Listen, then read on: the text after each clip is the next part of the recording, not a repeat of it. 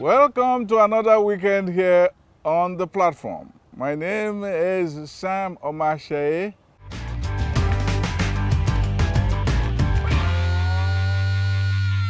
Welcome to Big Talk. Today we are looking at security and economy in Nigeria. And we have no other person to discuss it than the public commentator, Jide Ologun. Thank you very much for being on this show. Thank you. It's a pleasure to be with you. I don't know where to begin when we talk about security. Please tell me where to begin. We begin from the mandate of the Constitution that summarizes the essence of government. And we find that in section 14, subsection 2 of the Nigerian Constitution 1999 as amended, that says that the security and the welfare of the people shall be the primary purpose of government. And it's extended to the motto of the nation, which says unity and faith, peace and progress. So if the essence of the government is to deliver excellent welfare to the people, then security is a conveyor belt for fulfilling that mandate. So where you find insecurity, definitely you cannot escape poverty. And security, of course, is the preservation of lives and properties against unwarranted destruction by elements within the system that could have been prevented. But if we allow them to take the upper hand, then we have a very huge challenge in our hands. Use the expression, the metaphor, conveyor belt. We are in a situation where the conveyor belt is itself endangered. You cannot be conveyed as a human being from one place to the other.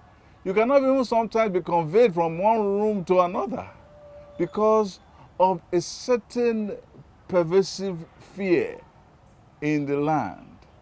What does that tell you about the capacity or the status of violence in this country vis-a-vis the ability of government to even come near to achieving it? You see, the main goal of terrorism is to intimidate and create a sense of fear. And you have alluded to that already. And talking about capacity and narrowing it down to Nigeria, Nigeria has the capacity to contain insecurity, but is the will there? And I think that is where our argument should be. When you go back to the days of ECOMOG and the excellent performances of Nigerian government, and when you look at the fact that currently we have a president and commander-in-chief of the armed forces who is a retired general in the army, was a military head of state, now a civilian president, then you expect that he should be able, with his command and the paraphernalia of office, be able to contain the growing insecurity in the land. And when you are expected to deploy that capacity and you do not, then you throw the nation into tantrums. And that is, like you rightly mentioned, it's difficult now. Whether you're traveling by air, recently the international airport in Kaduna was invaded by bandits. It took us a long time to even classify them as terrorists. And that has to do with the will also. There was a first attempt, the blowing off of the rail track between Kaduna and Abuja, and followed up by a major attack of the train. And these attackers came in vehicles. Did they disappear spiritually? And a governor in the country, Governor Nasir El-Rufai, came to tell the world that they know these bandits, if they still choose to refer to them as bandits. They have access to their conversations, they know where they are, just like Sheikh Gumi told us. So what is stopping the government from stopping this unnecessary insecurity upon the land? And that is the big question we should be asking. And that also, I can make references to some insinuations that may make it appear as if this present regime may be condoning the terrorism against the land. Because, for example, the Attorney General of the Federation came out at the time that about 400 sponsors of Boko Haram have been identified. It's almost a year now, if not a year. And no names, no prosecution. And in the UAE, 6 were prosecuted and sentenced, some 3 to life imprisonment, I think 3 to about 10 years imprisonment, and they are not the direct victims of terrorism. So, and that still leaves the question on the table that is this government condoning the crime against the land? Is that your definition of the word will? That if they condone it, therefore they are complicit. Absolutely. They say where there is the will, there will be There's the a way. way.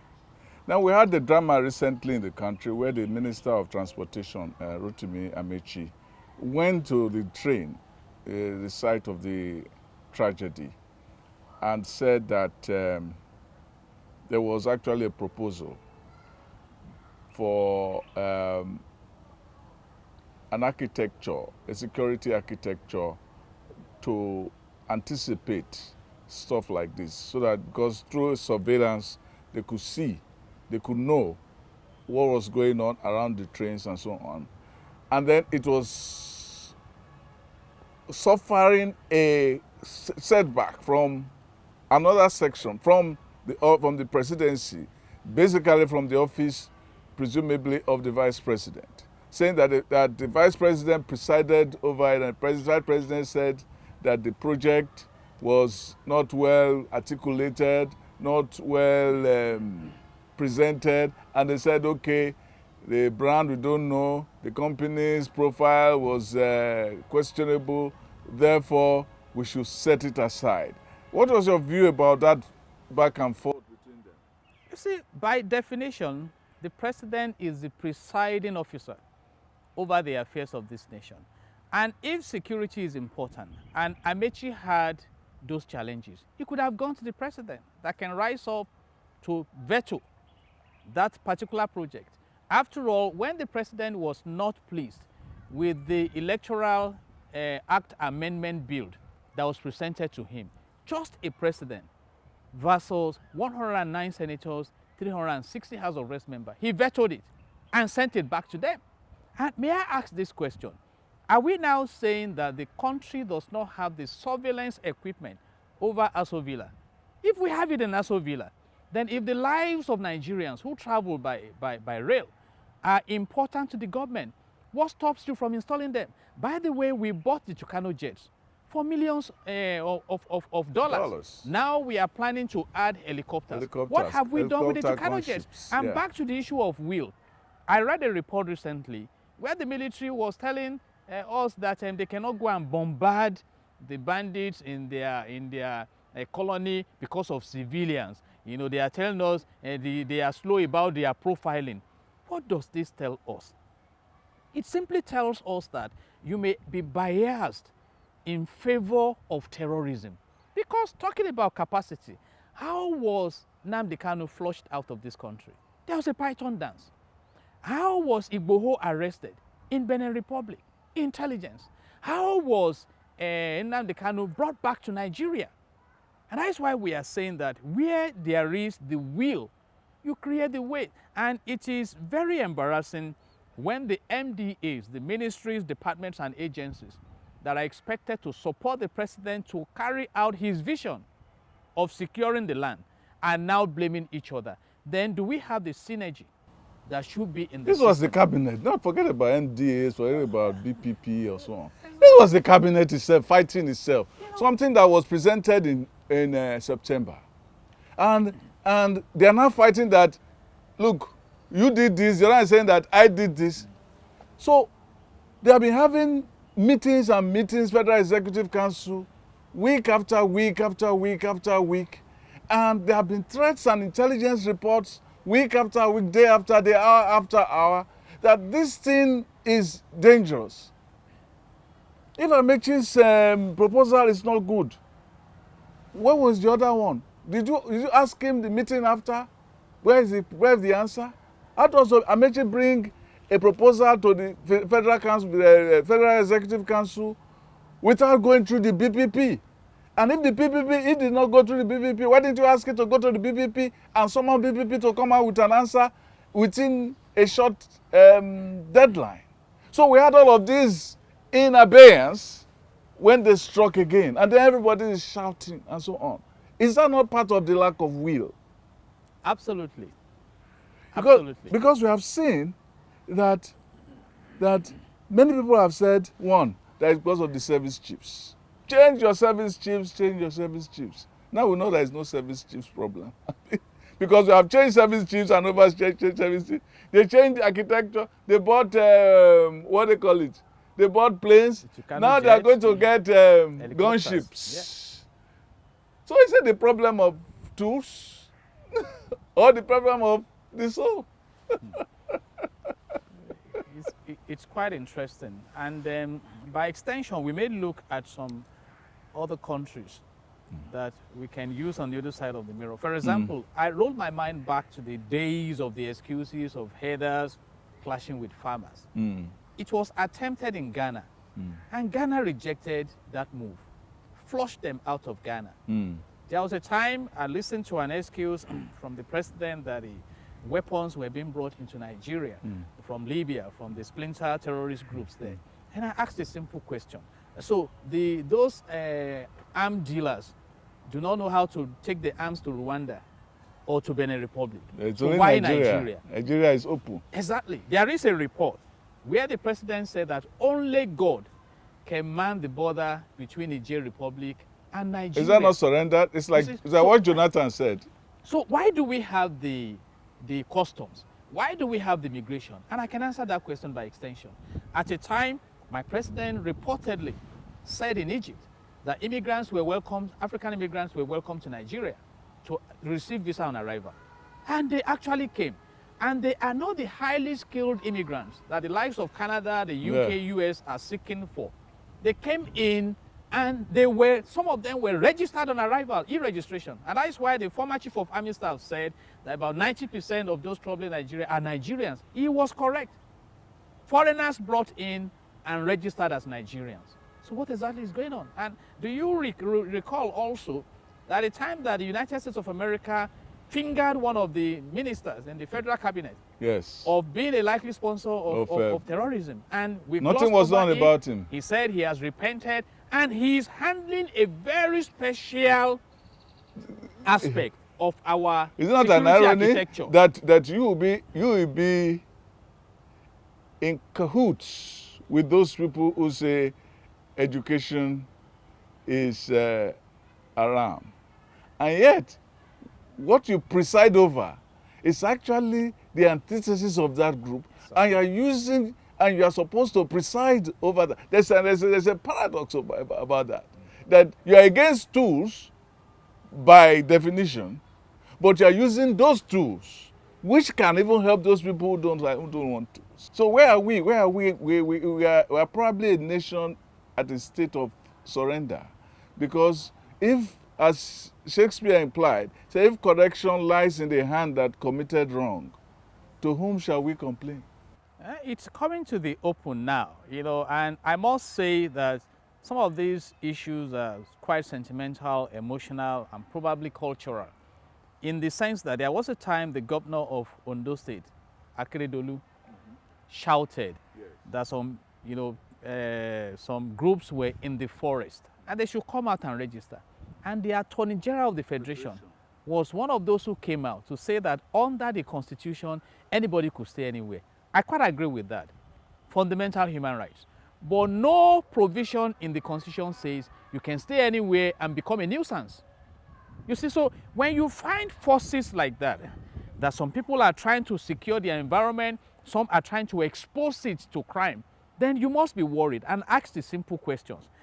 Do we now begin to infer that we know some of these sponsors of Boko Haram? You see, and if in a country of 36 states, with the Federal Capital Territory, we have over 500 sponsors of terrorism, I think we are in trouble. But then, we just keep hoping that somewhere along the line, leadership that has the will to secure the land and put us back on the path of prosperity so that our assets do not remain liabilities to us. I mean, look at it. Nigeria has the largest deposit of proven gas in Africa. Now we are talking about poverty. We have no business being poor. We are talking about oil theft at a level that cannot be imagined. Different kinds of crises. Yeah, that takes us into the economy. See, we are talking about violence to the human body. But there's violence to our welfare. There's violence to our economy. Diesel has become the poster child of economic paralysis in the country. When diesel is pursuing 1,000 naira per liter from 300 something, which was high in the first place, what does that tell us about where our economy is wrong? There was just a problem with transportation, and they had a problem with NNPC and all of that. Up to today, nobody has been prosecuted, nobody has been named, nobody has been punished, no sanction. There was fuel scarcity everywhere in the country, and we had this problem going on. And then diesel came up. How come that diesel has become such a high soaring price commodity that even the petrol at the tank is not? What has happened? I think it's because we lack the economic will. Let me keep myself on the lane of will. Because when you talk about generation of wealth, it has to do with the engagement of your resources to create the wealth. We have the land, we have the capital, maybe we lack the entrepreneurial aspects of combining the labor and all these factors of production. So we are not productive. For example, there was a report that we spent 100 billion naira to turn around 4 moribund refineries. So how much does it cost to build a refinery? There was a report at the time that the federal government, through NNPC, may be buying about 20% of the Dangote refinery at a cost enough to buy up a whole refinery in the USA. So you now find economic terrorism against the land. I think twice now, NNPC has given us 0 remittance to the Federation account. So you now find, and I drew my mind back to history, that Nigeria discovered oil in commercial quantity in 1956, joined the producing countries in 1958. The first refinery was opened, I think, in 1965. And today, we are rated as the capital of poverty. I still fight it until recently India took over back again. And do you know that the UAE discovered oil in 1958 and translated a desert to paradise? So it's again the absence of effective will in translating the overflowing resources in the country to wealth for the common good. Zamfara State has enough gold deposits, sir, to earn that state about $2 billion annually.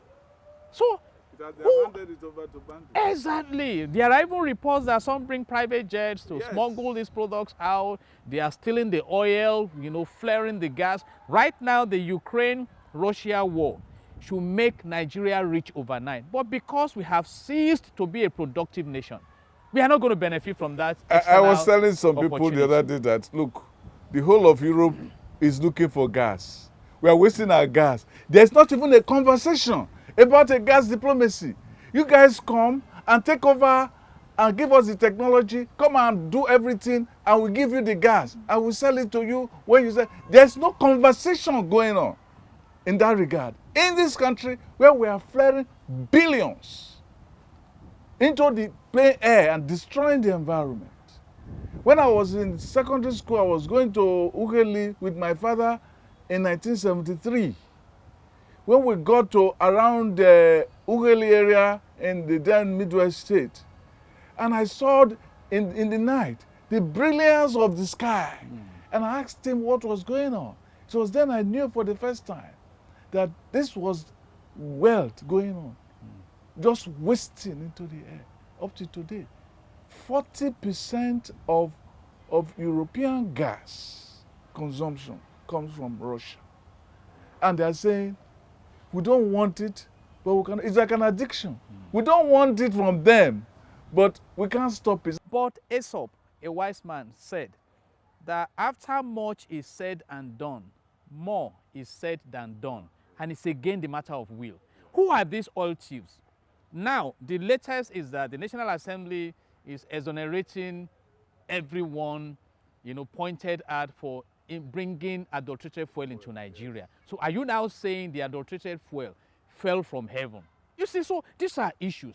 And Section 4 of the Nigerian Constitution 1999 as amended says that the National Assembly shall make laws for the peace, order, and good governance of the nation.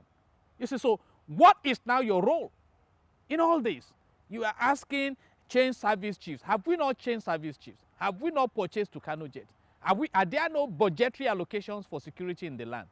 Are there no other exit gates to handle this situation? Yes. So if we change service chiefs now, and if the commander-in-chief is not giving the relevant direction in securing the land, what will that change bring to the nation? You are supposed to have in every local government an intelligence officer in this country, and in every local government an intelligence officer.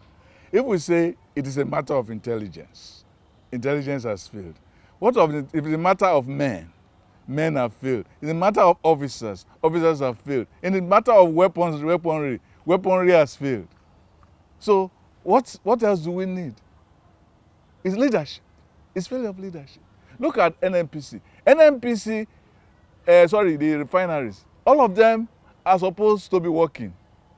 The staffs are receiving salaries. They get allocation. They get everything, but we don't get food. Is that not the greatest example of a nation laughing at itself? If it's a nation laughing at itself, I think it's on the positive side of melody. No. But it's actually a farce. It's actually a farce. It's When they are laughing, weeping. when a nation is laughing at itself, it's actually a farce. You know, I'm just saying that right now it's gone beyond laughing for Nigerians. What this man calls Samuel Beckett is a rufus purus. That's a laughing at itself in the abysmal farce. So it's just like when you get home and you discover that they've burned down your house and all your family is killed, then you don't know how to cry anymore. Then you start laughing. Mm-hmm. That is the kind of laugh we're laughing at. The kind of lugubrious exclamation of laughter. Anyway, thank you very much. It's very nice having this very animated discussion with you, Jide Ologun.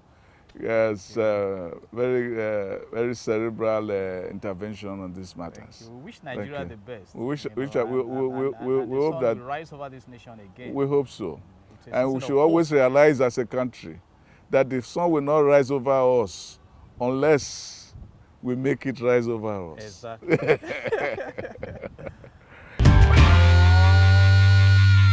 My poem in this series, The Politician, will be read to you now.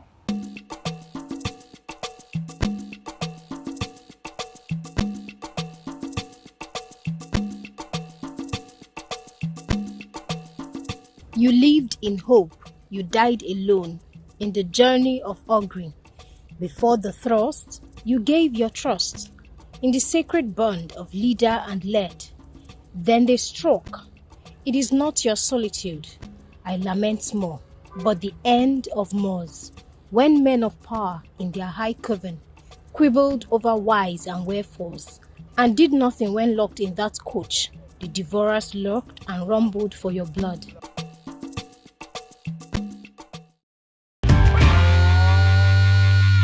Thank you for being on this show. You can join my column at www.samomashaye.com, my Twitter handle @samomashaye.